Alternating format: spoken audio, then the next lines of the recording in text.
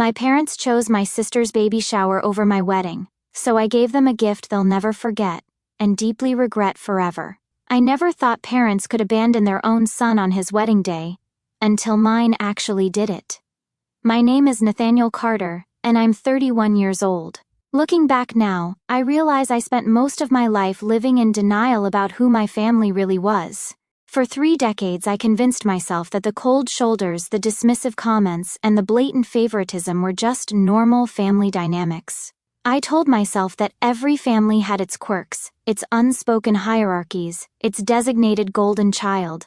I just never imagined how far that favoritism would go. I work as an architect for a mid-sized firm in downtown Portland, designing commercial buildings and residential complexes. It's good work. Creative, challenging, well-paying. The kind of career that should make any parent proud. But in my family, professional success was never quite enough to earn the recognition I craved. My father, Richard, now 62, spent 40 years as a construction engineer before retiring 5 years ago. He built bridges, designed foundations, created structures that would last for generations. You'd think he'd understand and appreciate the technical skill that goes into architectural work, but he always seemed more impressed by my sister's part-time job at a boutique than my licensed profession. My mother, Darlene, 60, devoted her entire adult life to being the perfect homemaker. She raised my younger sister Jessica and me with what appeared to be equal love and attention, at least to outside observers. We had all the hallmarks of an ideal American family. Sunday dinners around the mahogany table my father built by hand, elaborate holiday traditions that she orchestrated with military precision, family photos that could have been pulled straight from a Norman Rockwell painting. Our house was always immaculate, our schedules perfectly coordinated, our public image carefully maintained. But beneath that picture-perfect surface, there was always an undercurrent I chose to ignore for far too long. Jessica, now 28, had been the baby of the family and somehow never outgrew that privileged role. From the moment she could walk and talk, she commanded the spotlight in ways that seemed effortless and natural. Every achievement of hers, no matter how small or unremarkable, was celebrated like she'd just discovered the cure for cancer. When she learned to ride a bike at age 7, my parents threw a neighborhood barbecue to commemorate the occasion. When she made the JV cheerleading squad in high school, despite having 2 left feet, they bought a new camera specifically to document every game. Meanwhile, my accomplishments were met with polite nods, and the occasional "that's nice, dear." When she graduated high school with a C+ average, barely squeaking by in classes I'd helped her cheat through, they threw an elaborate graduation party with catering and a DJ. When I graduated summa cum laude from one of the most prestigious architecture programs in the country, earning recognition for my thesis project and securing multiple job offers before graduation, we went to dinner at Applebee's. Just the 4 of us. No celebration, no recognition of the 5 years of grueling coursework and sleepless nights I'd endured. I told myself it didn't matter, that I was being petty and jealous. Parents naturally favored the younger child, didn't they? Jessica needed more encouragement because she wasn't as academically inclined as I was.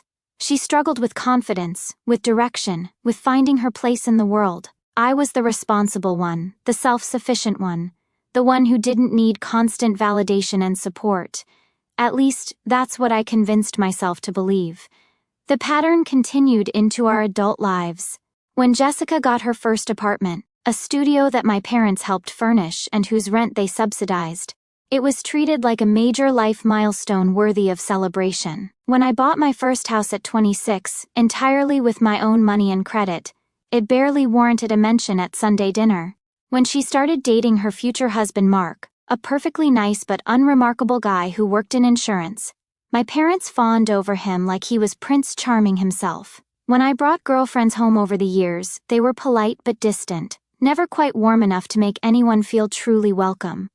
4 years ago, everything changed when I met Sarah at a small coffee shop near my office. I'd been working late on a particularly challenging project, a mixed-use development that required creative solutions to zoning restrictions, and had stopped in for my usual evening caffeine fix. She was sitting alone at a corner table, reading a paperback novel and occasionally laughing out loud at whatever she was reading. There was something magnetic about her genuine enjoyment, the way she was completely absorbed in her own little world. When I approached her table and awkwardly asked what was so funny, she looked up with these incredible green eyes and launched into an animated explanation of the ridiculous plot twist she'd just encountered. We ended up talking for 3 hours about books, movies, terrible coffee shop acoustics, and the strange phenomenon of people who talked loudly on their phones in public spaces. She was everything I'd been looking for without even knowing I was looking. Intelligent without being pretentious, kind without being naive, with this incredible laugh that could light up an entire room and make everyone around her smile. We clicked immediately, bonding over our shared love of old movies and terrible puns that made everyone else groan. Sarah had grown up watching classic films with her grandmother, so she could quote entire scenes from Casablanca and the Philadelphia Story. I'd developed my appreciation for old Hollywood during lonely weekend afternoons in college, finding comfort in stories where good guys won and love conquered all. Our first official date was a double feature at the Revival Theater downtown. His Girl Friday followed by Some Like It Hot. We laughed until our sides hurt, and talked through both intermissions about cinematography, dialogue, and whether modern romantic comedies could ever capture the same magic. Sarah came from a close-knit family herself, and meeting them was like stepping into a completely different world. Her parents, Robert and Margaret, had been married for 35 years and still held hands when they walked down the street. They treated me like their own son from the very first dinner invitation, asking genuine questions about my work, my interests, my dreams for the future. Her 2 sisters, Claire and Emma, welcomed me into their sibling dynamic with an ease that felt foreign after years of walking on eggshells around Jessica's moods. They were warm, inclusive, and genuinely interested in my life and career in ways my own family had never been. Robert, a retired Marine turned high school principal, would spend hours discussing building techniques and architectural history.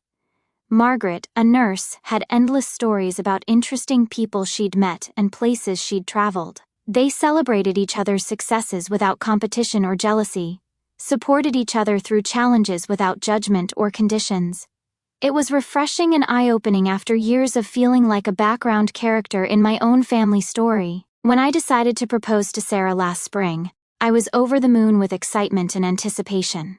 We'd been living together for 2 years in a renovated Victorian house I'd bought and restored room by room. We'd talked extensively about our future, where we wanted to live, how many children we hoped to have, what kind of life we wanted to build together. I knew without a doubt that she was the woman I wanted to spend my life with. The person who made me want to be better, braver, more honest about what I needed and deserved. The proposal went perfectly, exactly as I'd envisioned during weeks of careful planning. I arranged for a private dinner at the same small Italian restaurant where we'd had our first official date, complete with the same corner table and the same terrible jazz musician who played every Thursday night. I'd even convinced the owner to recreate the exact meal we'd shared that first evening. Chicken piccata for her, also buco for me, and a bottle of Chianti that was probably too expensive for a Tuesday night but perfect for a proposal. When she said yes, tears streaming down her face as she examined the vintage Art Deco ring I'd chosen specifically because it reminded me of her favorite old movies, I felt like the luckiest man alive. For the first time in my adult life, I had found someone who chose me first, who saw me as worthy of being prioritized, who made me feel like I was enough exactly as I was. If only I had known that my own family would soon test that happiness in ways I never could have imagined. The first sign that something was wrong came when I called my parents to share the news. Instead of the excitement I'd expected, there was an odd pause on the other end of the line. "That's wonderful, honey," my mother finally said, but her voice sounded strained. "Have you 2 set a date yet?" "We're thinking September 20 to 3rd, I told them. "It's a Saturday, and Sarah's always dreamed of a fall wedding." Another pause. "September 23rd, my father repeated slowly. "This year?" "Yes, Dad. This year. Is there a problem with that date?" "Oh no, no problem at all," my mother said quickly. Well, we'll have to check our calendar. You know how busy things get in the fall." I found their reaction strange, but I chalked it up to shock. Maybe they weren't expecting me to propose so soon. Even though Sarah and I had been together for years, I pushed the feeling aside and focused on wedding planning. Sarah and I threw ourselves into preparations with enthusiasm. We found a beautiful venue, a historic mansion with gardens that would be perfect for photos. We tasted dozens of cakes, auditioned musicians, and spent hours poring over invitation designs. Sarah's parents were involved in every step, offering to help with costs and sharing in our excitement. My parents, meanwhile, seemed distant and distracted whenever the wedding came up. 2 months after our engagement, Jessica dropped her bombshell. She called me on a Tuesday evening, practically breathless with excitement. "Nathaniel, I have amazing news," she squealed into the phone. "I'm pregnant." I was genuinely happy for her. She'd been married to her husband Mark for 3 years, and I knew they'd been trying to start a family. "That's incredible, Jess. Congratulations. How far along are you?" "About 8 weeks. We just got confirmation from the doctor today." "I'm so excited I can barely contain myself." "That's wonderful. I can't wait to be an uncle." "Oh, and Nathaniel, I'm already planning the baby shower. I want it to be perfect, something really special to celebrate our first baby." "Of course. When are you thinking of having it?" "September 23rd. I know it's a Saturday, but that gives us plenty of time to plan something amazing." My heart stopped. "Jessica, that's my wedding day." "Oh." There was a pause, but not the kind of pause someone makes when they've just realized they've made a mistake. It was the kind of pause someone makes when they're trying to figure out how to respond to something they already knew. "Well, can't you just pick a different date? We've had this date reserved for 8 months. The venue is booked, the caterer is scheduled, the invitations have already been sent out. Why don't you pick a different date for your baby shower?" "Nathaniel, this is my first pregnancy. This baby shower is incredibly important to me. Surely you can understand that and be flexible." "Flexible? Jessica, it's my wedding day, the most important day of my life. Why would I change it for a party?" "It's not just a party," she snapped. "It's a celebration of your future niece or nephew. I would think family would come first." That phrase, "family would come first," would haunt me for the next several weeks. Because apparently, according to my family's logic, some family members came before others. The real conflict began 3 days later when my parents called to discuss the situation, as they delicately put it. "Nathaniel," my father began, his voice taking on that diplomatic tone he used when he was about to say something he knew I wouldn't like. "Your mother and I have been talking about the scheduling conflict with your wedding and Jessica's baby shower." "There's no conflict, Dad. Jessica can have her baby shower any other weekend." Problem solved. "Well, son, it's not quite that simple. You see, Jessica is very emotional right now with the pregnancy hormones, and she's got her heart set on that particular date. And I've got my heart set on marrying the woman I love on the date we've been planning for 8 months. My mother chimed in from the background. "Honey, you have to understand, this is Jessica's first pregnancy. It's such a special time for her. And baby showers are traditionally held at specific times in the pregnancy. There's really only a small window when it's appropriate. There are 16 weekends between now and when she's due. She can pick any one of them. But September 23rd is perfect timing," my father said. "She'll be showing but not too uncomfortable yet. And frankly, son, we're concerned about the message it would send if we missed our daughter's baby shower." "What message would it send if you missed your son's wedding?" The silence that followed was deafening. In that moment, I realized that to my parents, there was no comparison. Jessica's baby shower, a party that could literally be held on any weekend, was more important than my wedding day. "Nathaniel," my mother said slowly, "surely you can see that a wedding can be moved more easily than a baby shower. You and Sarah are young and healthy. You can get married any time. But this pregnancy, this first grandchild, it's a once-in-a-lifetime experience. My wedding is also a once-in-a-lifetime experience, Mom." "Of course it is, sweetheart. But be reasonable. Moving a wedding is just a matter of calling vendors and changing some dates. It's not the end of the world." I felt like I was living in an alternate reality. "Do you have any idea how much money we'd lose if we tried to change everything now? The deposits alone would bankrupt us. Not to mention that Sarah's family has already booked flights and hotels. Her grandmother is flying in from Ireland specifically for this date." "Well, couldn't they just change their flights?" "Dad, Sarah's grandmother is 86 years old and has never been on a plane before in her life. This trip is a huge deal for her. She's been looking forward to it for months. I'm sure she'd understand if we explained the situation." "The situation? What situation?" "That my sister decided to schedule her party on my wedding day and expects everyone else to accommodate her." "That's not fair, Nathaniel," my mother said sharply. Jessica didn't know your wedding was that day when she picked the date. Yes, she did, Mom. I told the entire family the date 8 months ago. It's been on your refrigerator calendar since March. Another telling silence. Look, my father said finally. We're not saying you have to change your date. We're just asking you to consider it. This is important to Jessica, and it's important to us. Can't you try to be the bigger person here? That phrase, be the bigger person, was code for give Jessica what she wants so we don't have to deal with her tantrums. I'd been hearing it my entire life. When Jessica broke my science fair project the night before competition because she was mad I'd gotten more attention for it, I was told to be the bigger person and not make a big deal about it. When she borrowed my car without asking and returned it with a dent, I was expected to be the bigger person and not press her for repair costs. When she announced her engagement at my college graduation party, shifting all attention to herself, I was supposed to be the bigger person and share my special day gracefully. I'm not changing my wedding date, I said firmly. If Jessica wants to have her baby shower on September 23rd, that's her choice. But Sarah and I are getting married that day as planned. Nathaniel, my mother's voice took on a pleading tone. Please don't make us choose between our children. I'm not making you choose anything. You can come to my wedding, and Jessica can reschedule her party. It's that simple. But what if Jessica refuses to reschedule? Then that's her choice to make, isn't it? The conversation ended badly, with both sides frustrated and no resolution in sight. Over the next few weeks, the pressure campaign intensified. Jessica called me crying, claiming that the stress of potentially having to reschedule was bad for the baby. My aunts and uncles started weighing in, most of them siding with Jessica because she's pregnant and emotional. Even some family friends began questioning why I was being so inflexible about a simple date change. But Sarah's family rallied around us completely. Her father, a retired Marine, was particularly incensed by my family's behavior. Son, he told me over dinner one night, I've seen a lot of battles in my time, and I can tell you that this isn't about a date conflict. This is about respect. Your family is telling you that your wedding, one of the most important days of your life, matters less than your sister's party. That's not acceptable. Sarah's mother was equally supportive.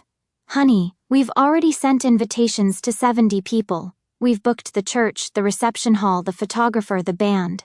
Even if we could change everything, which we can't, why should we? Your sister could have her party literally any other weekend. As September approached, I held out hope that my parents would come to their senses. Surely when push came to shove, they wouldn't actually miss their son's wedding for a baby shower. Surely they would realize how hurtful and absurd their position was. I was wrong. 2 weeks before the wedding, Jessica made her final play. She called a family meeting at my parents' house. One that I wasn't invited to, but that I heard about from my cousin later. In front of the entire extended family, she announced that she was keeping her baby shower on September 23rd, and that anyone who chose to attend my wedding instead would be showing where their loyalties lie. I need to know who's really family, she reportedly said, tears streaming down her face. I need to know who cares about this baby. It was emotional manipulation at its finest, and it worked. One by one, family members started calling to tell me they wouldn't be able to make the wedding after all. Cousins I'd grown up with, aunts and uncles who'd known me since birth, family friends who'd watched me graduate high school and college, they all chose Jessica's baby shower over my wedding. But the final blow came from my parents themselves. 1 week before the wedding, my father called with their decision. Son, your mother and I have talked about this at length, and we've decided that we need to be at Jessica's baby shower. She's our daughter, and she needs our support right now. I felt like the world had tilted off its axis. Dad, it's my wedding day. Your only son's wedding day. I know, and we're sorry, but Jessica is pregnant and emotional, and she's made it very clear that our presence at her shower is non-negotiable. We can't risk damaging our relationship with her, especially with the baby coming. But you can risk damaging your relationship with me? Nathaniel, you're a grown man. You'll understand someday when you have children of your own. Sometimes parents have to make difficult choices. The choice isn't difficult, Dad. It's obvious. You choose your son's wedding over your daughter's party. The fact that you can't see that tells me everything I need to know about how you really feel about me. That's not fair. We love you just as much as we love Jessica. No, you don't. If you did, this wouldn't even be a conversation. Son, please don't make this harder than it has to be. We'll celebrate with you and Sarah after you get back from your honeymoon. We can have a nice dinner, maybe even throw you a little reception. A consolation prize. How thoughtful. Don't be like that. You know we love you and want you to be happy.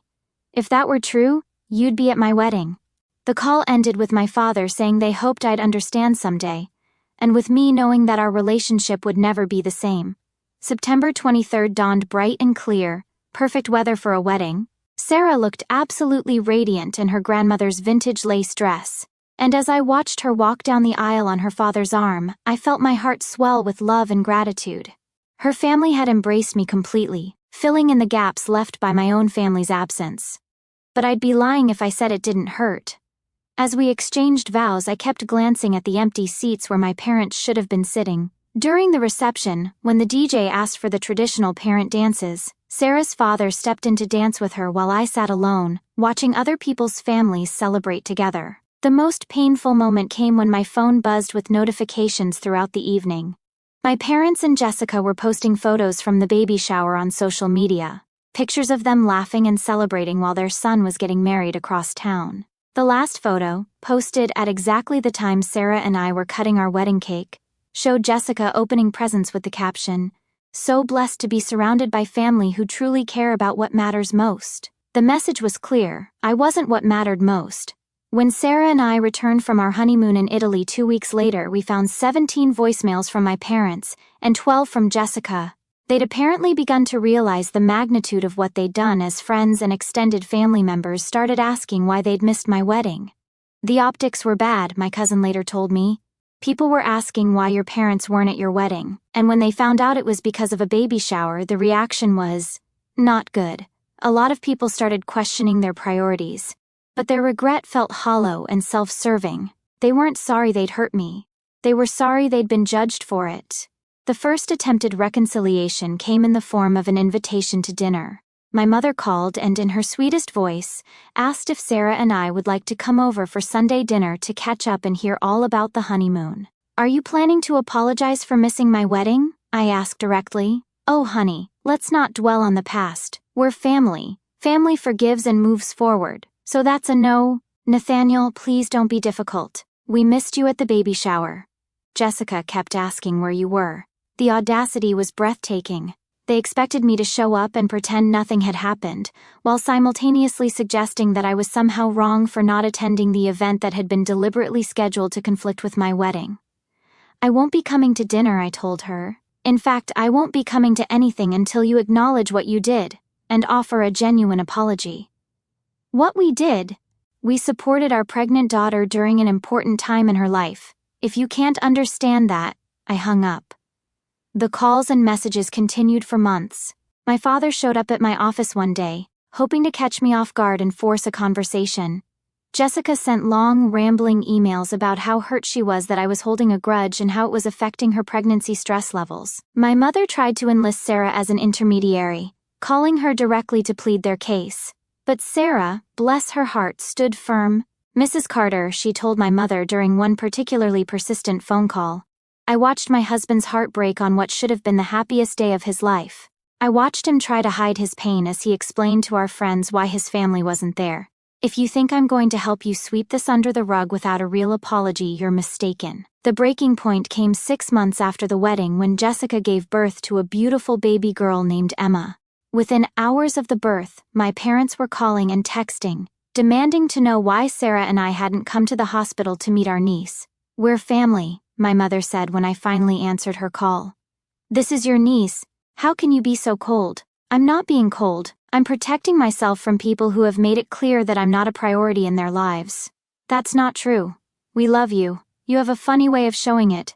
Nathaniel, please. Jessica wants to see you. She wants Emma to know her uncle." Jessica made her choice when she scheduled her baby shower on my wedding day.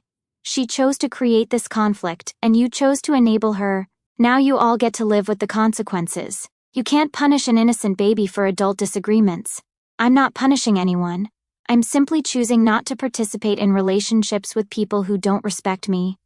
The conversation devolved from there, with my mother alternating between guilt trips, accusations, and desperate pleas. She couldn't understand why I wouldn't just get over it and move on for the sake of family unity. But I'd finally realized something that had taken me 31 years to understand. I wasn't required to maintain relationships with people who consistently treated me as less important than everyone else, even if those people were my family. 2 years passed with minimal contact. Occasionally, I'd get updates through mutual friends or see posts on social media, but I'd blocked my immediate family and refused all attempts at communication. Sarah and I built a beautiful life together, free from the drama and manipulation that had defined my childhood. We bought a house, traveled, advanced in our careers, and deepened our relationship with Sarah's family, who had truly become my family.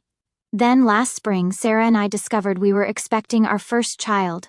As I held the positive pregnancy test in my hands, watching Sarah cry tears of joy, I felt an overwhelming sense of protectiveness wash over me.